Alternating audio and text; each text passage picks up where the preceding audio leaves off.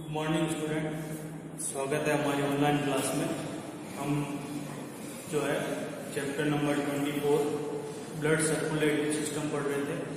इस चैप्टर में हमने लास्ट लेक्चर में जो है ब्लड के कंपोजिशन के बारे में पढ़ा था। आज हम जो है ब्लड के कार्य के बारे में पढ़ेंगे कि रक्त के जो क्या कार्य है। तो रक्त जो है हमारी पूरी बॉडी में सर्कुलेट होता है, पूरी बॉडी में इसका जो है परिवहन होता है। इसका रीज़न ये है कि ये हमारे शरीर की जो समस्त कोशिकाएं हैं, उन समस्त कोशिकाओं तक जो है भोजन, ऑक्सीजन, हार्मोन आदि का परिवहन करता है। इसके अलावा हमारी कोशिकाओं में बनने वाले जो अपशिष्ट है, उन अपशिष्ट को वापस लाने का कार्य भी ब्लड ही करता है। इसके अलावा ब्लड जो है, ब्लड के कंपोजिशन में हमने पढ़ा था कि आरबीसी, डब्ल्यूबीसी, प्लेटलेट्स आदि होते हैं। तो जो डब्ल्यूबीसी जो कोशिकाएं हैं, ये कोशिकाएं हमारे शरीर की विभिन्न जो है रोगाणुओं से रक्षा करती है, रोगाणु को नष्ट करके हमें उनसे बचाती है।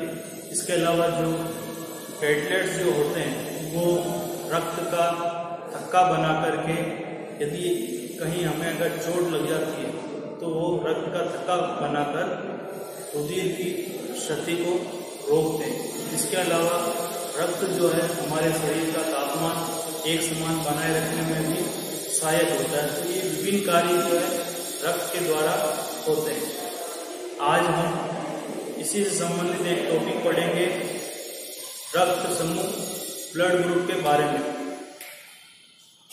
तो जो ब्लड ग्रुप है, ब्लड ग्रुप जो है, इसमें दो प्रकार के सिस्टम होते हैं ब्लड ग्रुप में। एक तो एबीओ सिस्टम और एक आरएच सिस्टम। तो इनके बारे में जो है हम आज डिस्कस करेंगे। सबसे पहले एबीओ तंत्र के बारे में पढ़ेंगे। तो जो ब्लड ग्रुप है,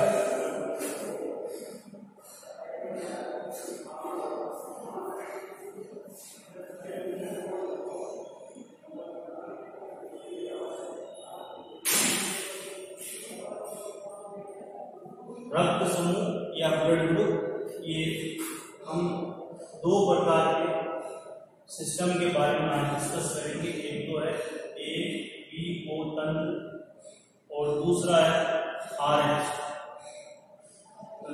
इन दोनों के बारे में पढ़ेंगे।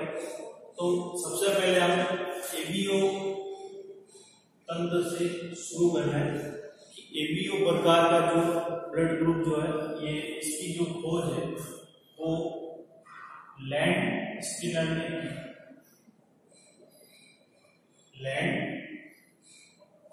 ने इसकी खोज की 1900 में।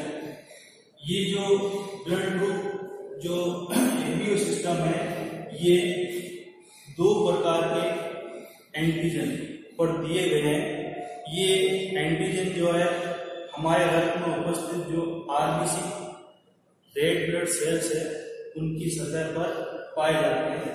तो आरबीसी की सतह पर उपस्थित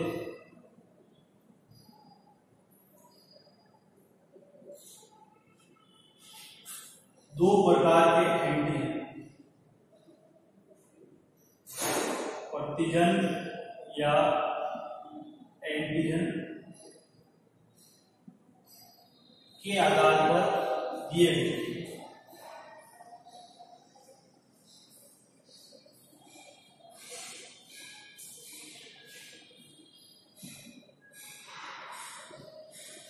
इसमें आपको ध्यान रखना है कि ये जो एंटीजन है या जो प्रतिजन है, ये आरबीसी की सतह पर पाए जाते हैं। ठीक है, ये इंपॉर्टेंट है। कई बार क्वेश्चन पूछा जाता है कि ब्लड ग्रुप से संबंधित जो एंटीजन है वो कहां पर उपस्थित होते हैं, तो आरबीसी की सतह पर उपस्थित होते हैं। दो प्रकार के एंटीजन हैं, एंटीजन ए और एंटीजन बी। ये दो प्रकार के एंटीजन होते हैं जो आरबीसी की सतह पर पाए जाते हैं। इसी के आधार पर ब्लड ग्रुप को चार भागों में बांटा गया है।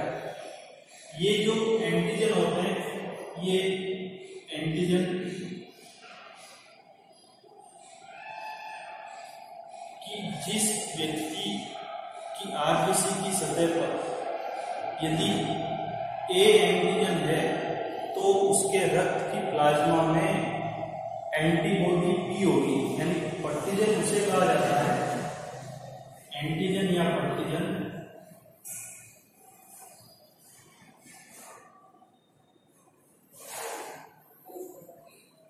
ऐसा पदार्थ या जो एंटीबॉडी के निर्माण को प्रेरित करते हैं।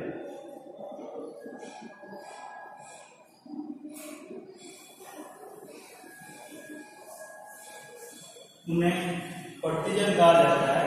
तो दो प्रकार के एंटीजन है, एंटीजन ए और एंटीजन बी। इसी के साथ में दो प्रकार की एंटीबॉडी होती है, जो एंटीबॉडी ए और एंटीबॉडी बी, जिसे स्मॉल ए और स्मॉल बी से लिखा जाता है। ये दो प्रकार की एंटीबॉडी जो है ये रक्त में जो प्लाज्मा है, प्लाज्मा के अंदर जो उपस्थित होती है एंटीबॉडी ए और एंटीबॉडी बी। अब हम ये देखेंगे कि एंटीजन के आधार पर ब्लड ग्रुप को चार भागों में बांटा गया है। एंटीजन के आधार पर,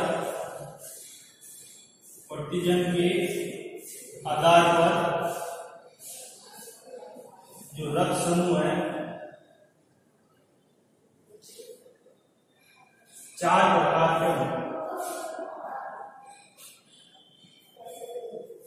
जो चार प्रकार के जो रक्त समूह है वो इस प्रकार से है कि जो रक्त समूह ए, बी, AB और O, ये चार प्रकार के रक्त समूह हैं।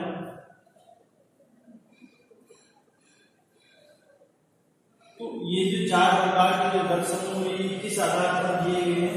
ये प्रतिजन के आधार पर दिए गए हैं कि जिस व्यक्ति में RBC की सतह पर यदि एंटीजन ए है, प्रतिजन यदि ए उपस्थित है, यदि केवल ए उपस्थित है तो उसका रक्त समूह ए होगा।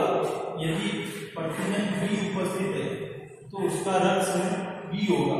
और यदि दोनों प्रकार के प्रतिजन उपस्थित है, यदि दोनों प्रकार के प्रतिजन उपस्थित है तो उसका ब्लड ग्रुप ए बी होगा। और यदि RBC की सतह पर दोनों ही प्रतिजन अगर अनुपस्थित है तो उसका ब्लड ग्रुप O होगा। तो इन प्रतिजन के आधार पर ये ब्लड ग्रुप जो दिए गए हैं, चार प्रकार के ब्लड ग्रुप है कि यदि केवल ए प्रतिजन है तो ब्लड ग्रुप ए होगा, बी है तो बी होगा, यदि दोनों है तो ए बी होगा, और यदि कोई प्रतिजन नहीं है तो उसका ब्लड ग्रुप O होगा। तो ये तो है प्रतिजन के बारे में। अब इसके साथ साथ में यहाँ पर एंटीबॉडी जो है, एंटीबॉडी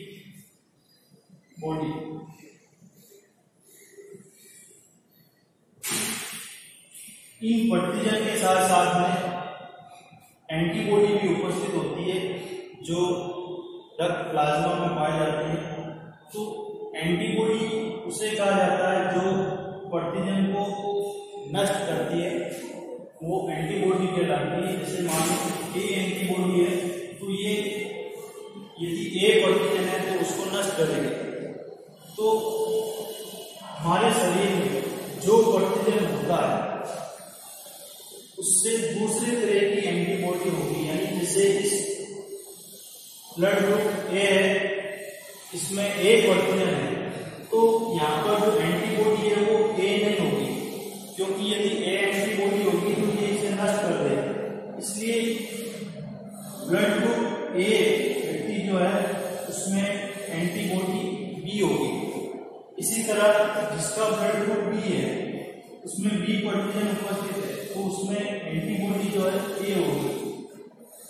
यहाँ पर दोनों ही एंटीजन है तो इसमें कोई एंटीबॉडी नहीं होगी, और यहाँ पर प्रतिजन दोनों नहीं है, इसलिए यहाँ पर दोनों प्रकार की एंटीबॉडी उपस्थित है। तो ये यहाँ पर ध्यान देना जरूरी है कि एंटीबॉडी जो है विपरीत उपस्थित होती है, जिसमें ए प्रतिजन है इसमें बी एंटीबॉडी होगी, जिसमें बी प्रतिजन है इसमें ए एंटीबॉडी होगी, जिसमें दोनों प्रतिजन है उसके ब्लड में कोई एंटीबॉडी नहीं होगी, और जिसमें ओ ब्लड ग्रुप है जिसमें कोई प्रतिजन नहीं है तो उसमें दोनों प्रकार की एंटीबॉडी उपस्थित होती है। तो इन्हीं एंटीबॉडी के कारण किसी भी व्यक्ति का रक्त किसी भी व्यक्ति को बिना ब्लड ग्रुप मैच किए बगैर नहीं दे सकते हैं, किसी का भी रक्त किसी दूसरे को नहीं चढ़ा सकते हैं। उसका कारण यह है कि यदि किसी भी व्यक्ति का अगर रक्त चढ़ा दिया जाए तो ये जो एंटीबॉडी है ये जो प्रतिजन है आरबीसी की सतह पर पाए जाते हैं, ये एंटीबॉडी उस आरबीसी को नष्ट कर देती है, जिससे व्यक्ति की मृत्यु हो सकती है। जैसे मान लो यदि ए ब्लड ग्रुप का रक्त अगर बी वाले को अगर चढ़ा दिया जाए तो यहाँ पर हम देखेंगे कि ये ए ब्लड ग्रुप में इसमें ए प्रतिजन है और इसमें बी एंटीबॉडी है। यदि इसका रक्त यदि बी ब्लड ग्रुप वाले को अगर चढ़ा दिया जाए तो बी ब्लड ग्रुप में यहाँ पर प्रतिजन कौन सा है, बी प्रतिजन है, और इसके ब्लड में एंटीबॉडी कौन सी है, बी एंटीबॉडी है। तो ये एंटीबॉडी इस प्रतिजन से, यानी ये प्रतिजन कहाँ पर पाए जाते हैं, आरबीसी की सतह पर, यानी ये इस प्रकार से आरबीसी है और इसकी सतह पर इस प्रकार से ये प्रतिजन पाए जाते हैं। तो ये एंटीबॉडी जो है इस आरबीसी को नष्ट कर देगी, ठीक है, जिससे उस व्यक्ति की मृत्यु भी हो सकती है। इसलिए जब भी किसी व्यक्ति को रक्त की आवश्यकता होती है, जैसे उसे अगर चोट लगने पर ज्यादा बह गया हो या रक्त की कमी हो गई हो, ऐसे स्थिति में हमें किसी दूसरे व्यक्ति का रक्त चढ़ाना पड़ता है। तो रक्त चढ़ाने से पहले ब्लड ग्रुप मैच किए जाते हैं, उसी ब्लड ग्रुप का रक्त उसको दिया जाता है ताकि उनमें ये एंटीजन एंटीबॉडी प्रतिक्रिया नहीं हो, ठीक है, इससे बचा जा सके। ब्लड के अंदर जैसे ये हमारी ब्लड वेसल्स है, एक रक्त वाहिनी है, तो रक्त वाहिनी के अंदर सेल्स होती है, इसी आरबीसी है, और भी इसमें डब्ल्यूबीसी वगैरह प्लेटलेट्स, इनकी सतह पर ये जैसे मान लो ये एंटीजन ए है, एंटीजन ए है, तो इस ब्लड ग्रुप वाले व्यक्ति में एंटीबॉडी कौन सी होगी, बी। तो यहाँ पर एंटीबॉडी जो है इस तरीके से वाई शेप में होती है। तो यहाँ पर एंटीबॉडी जो है इसके ब्लड में बी एंटीबॉडी होगी। तो ये ध्यान रखना, यदि ए एंटीजन है तो उसके पास बी एंटीबॉडी होगी, इसलिए उसको बी ब्लड ग्रुप का जो रक्त है वो नहीं चढ़ाया जा सकता है। यदि ब्लड ग्रुप यहाँ पर बी एंटीजन होगा तो उसके पास ए एंटीबॉडी होगी। अब हम नेक्स्ट देखेंगे कि कौन सा व्यक्ति किसको रक्त दे सकता है।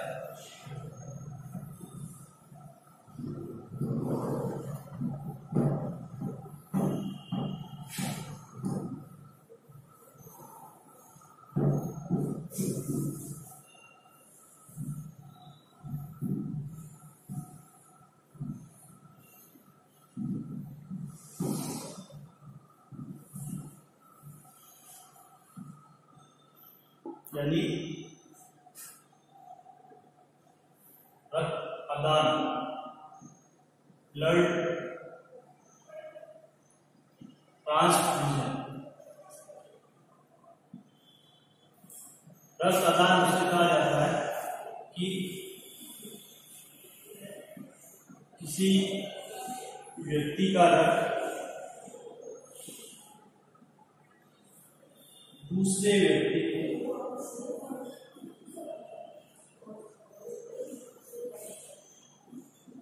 दिया जाता है,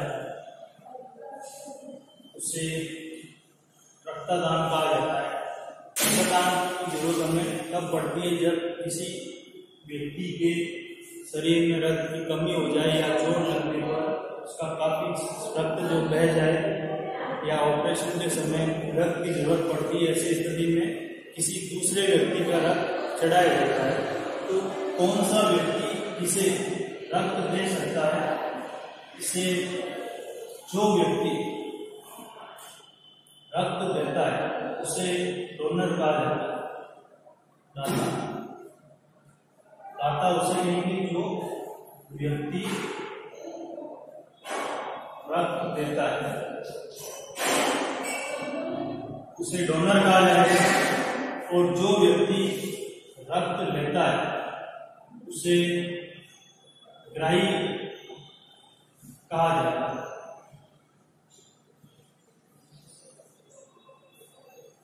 जो व्यक्ति रक्त लेता है या जिसको रक्त दिया जाएगा वो ग्राही कहलाएगा, डोनर और ग्राही।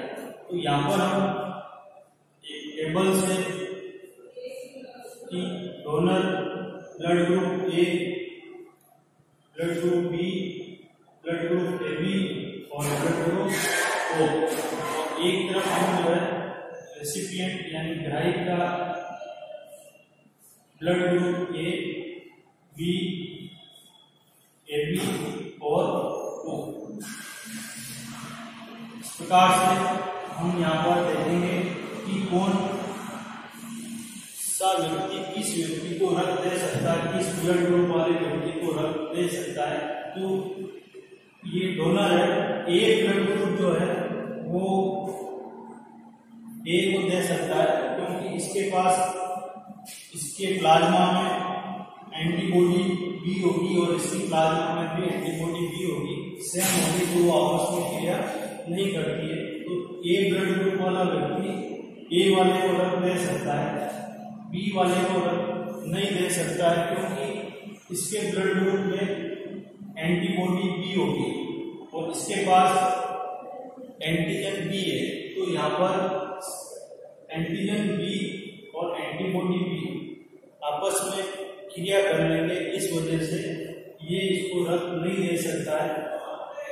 यहाँ पर जो है ए बी ब्लड ग्रुप वाला जो व्यक्ति है उसके प्लाज्मा में कोई एंटीबॉडी नहीं होती है, इस वजह से ये इसको रक्त दे सकता है, और वो जो है इसको रक्त नहीं दे सकता क्योंकि इसके पास दोनों प्रकार की एंटीबॉडी है, एंटीबॉडी ए भी है और बी भी है।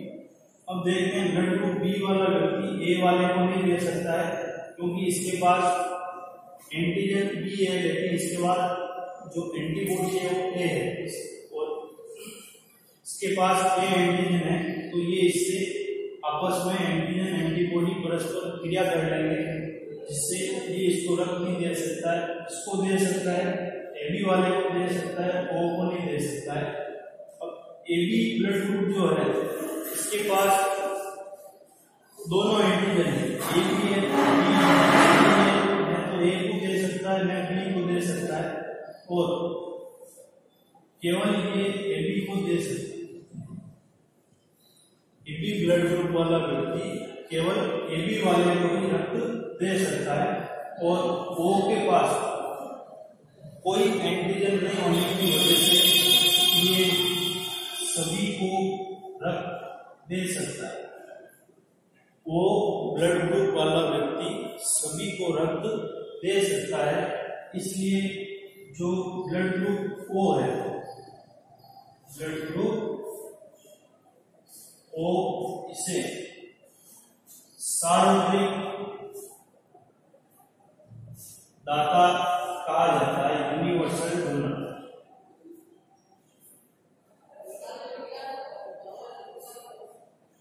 और ए बी ब्लड ग्रुप वाला जो व्यक्ति है ये किसी से भी ब्लड ले सकता है, यानी ए से भी ले सकता है, बी से भी, AB से भी और O से भी। इसलिए इसको ब्लड ग्रुप AB को सार्वत्रिक ग्राही यूनिवर्सल रेसिपिएंट कहा जाता है।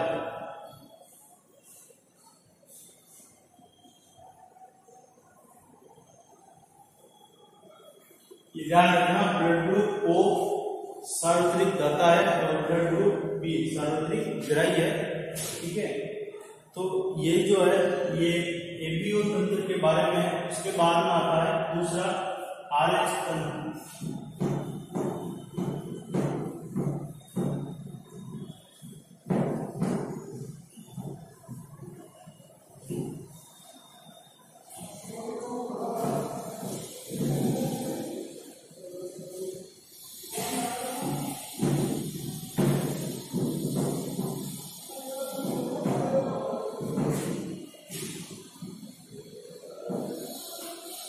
हमने अभी एबीओ तंत्र के बारे में पढ़ा था, जिसमें दो प्रकार के एंटीजन होते हैं, एंटीजन ए और एंटीजन बी।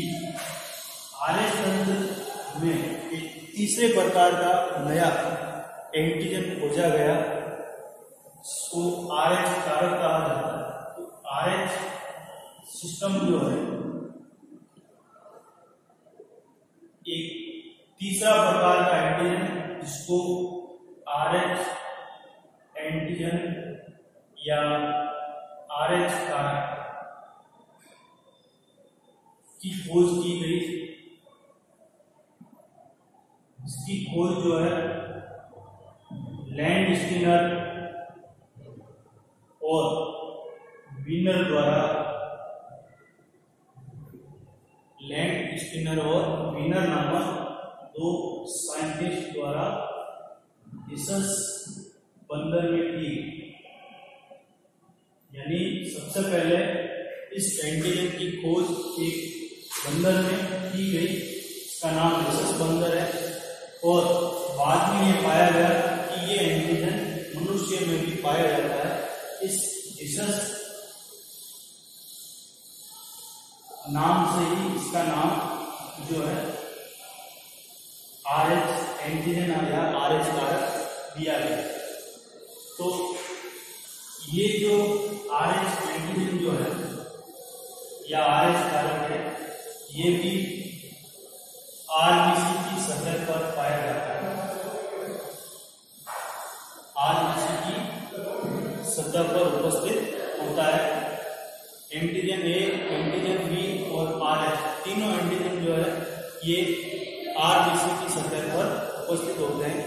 तो ये जो एंटीजन है ऐसा पाया गया कि लगभग 93% भारतीय, उनमें RH कारक जो है उपस्थित होता है या RH एंटीजन उपस्थित होता है। तो जिनमें ये उपस्थित होता है उनको RH पॉजिटिव, RH धनात्मक कहा जाता है। और 60% भारतीयों में RH कारक जो है अनुपस्थित होता है। तो जिनमें ये अनुपस्थित होगा उनको RH नेगेटिव कहा जाता है। तो अधिकतर लोगों में ये कारक उपस्थित होता है और बहुत कम लोगों में ये कारक जो है अनुपस्थित होता है। जिनमें उपस्थित होगा उनको RH पॉजिटिव कहा जाएगा, जिनमें नहीं होगा उनको RH नेगेटिव कहा जाता है। तो रक्त आदान, यानी जब रक्त आदान एक व्यक्ति जब किसी दूसरे व्यक्ति को रक्त देता है तो ब्लड ग्रुप का मिलान आवश्यक है। अभी हमने देखा कि कौन सा ब्लड ग्रुप वाला व्यक्ति किस ब्लड ग्रुप वाले व्यक्ति को रक्त दे सकता है। तो ब्लड ग्रुप मैच करने के साथ साथ में RH कारक का मिलान करना भी आवश्यक होता है। यानी RH पॉजिटिव वाला व्यक्ति RH पॉजिटिव वाले व्यक्ति को ही रक्त दे सकता है, RH नेगेटिव वाला व्यक्ति RH नेगेटिव वाले को ही रक्त दे सकता है। यदि हमने देखा कि ए ब्लड ग्रुप जिसमें एंटीजन ए उपस्थित है और साथ में RH कारक भी उपस्थित है, अब ये एक ऐसे व्यक्ति को रक्त दे रहा है जिसका ब्लड ग्रुप ए है, यानी ए ब्लड ग्रुप वाला व्यक्ति ए ब्लड ग्रुप वाले को ही रक्त दे रहा है, लेकिन उसके पास एंटीजन ए है, लेकिन यदि उसके पास RH कारक नहीं है, वो RH नेगेटिव है, तो ऐसी स्थिति में अगर उसको रक्त दे दिया जाए तो समस्या हो सकती है। इसलिए ब्लड ग्रुप मिलान के साथ साथ में RH कारक जो है वो पॉजिटिव है या नेगेटिव है उसका मिलान भी जरूरी है। RH कारक की जो उपयोगिता है वो हमें उदाहरण के द्वारा यहाँ पर समझते हैं।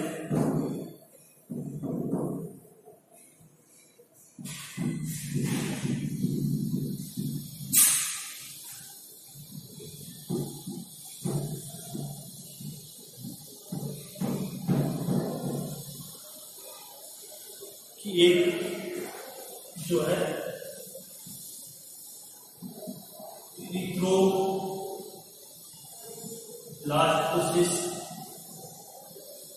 फिटेलिस,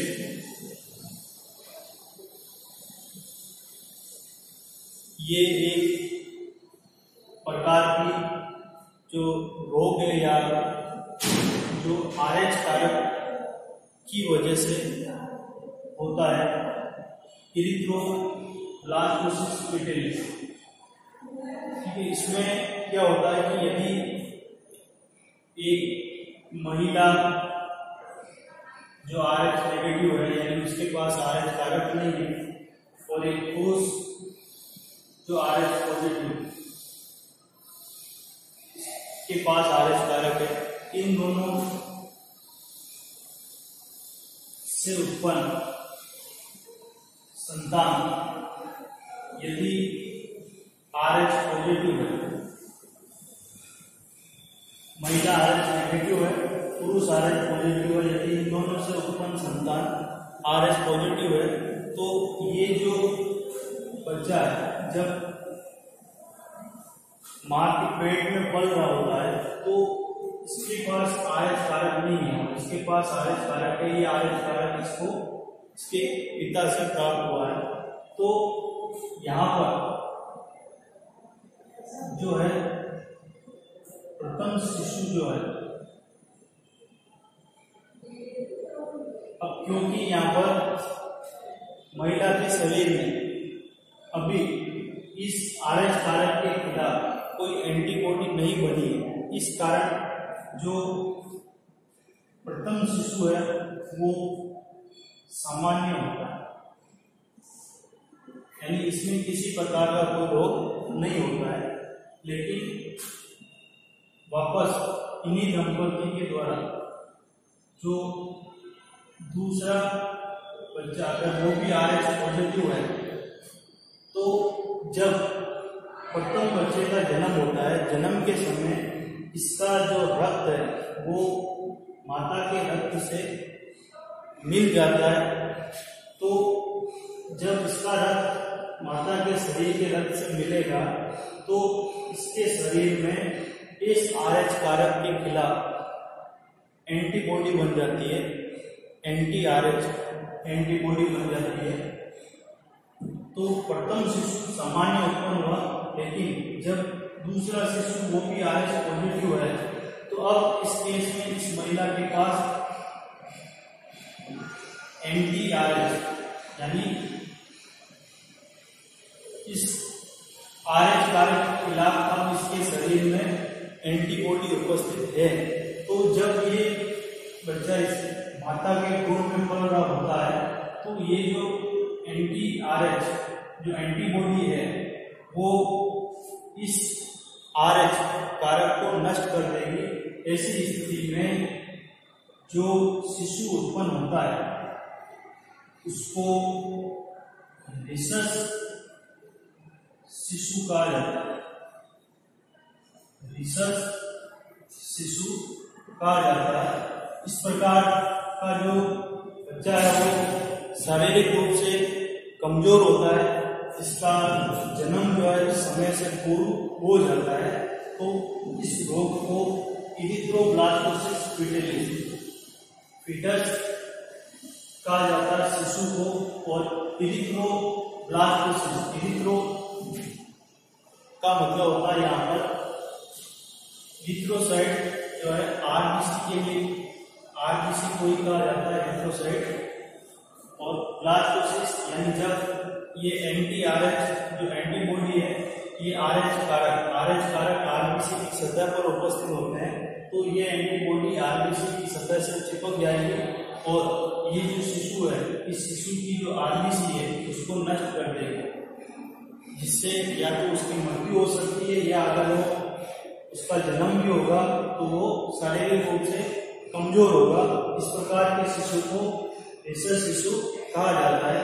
तो इससे बचाव के लिए जब प्रथम शिशु का जन्म होता है तो जन्म के कुछ घंटे पश्चात महिला को एंटी आरएच का एक टीका लगाया जाता है, जिसके कारण इस महिला के शरीर में जो ये आरएच कारक के खिलाफ जो एंटीबॉडी बनी, उन एंटीबॉडी को वो नष्ट कर देता है, जिससे दूसरे शिशु में इस प्रकार की समस्या उत्पन्न नहीं होती है। ये जो रोग है इसको क्या कहा जाएगा, इरिथ्रोब्लास्टोसिस फीटलिस। ठीक है।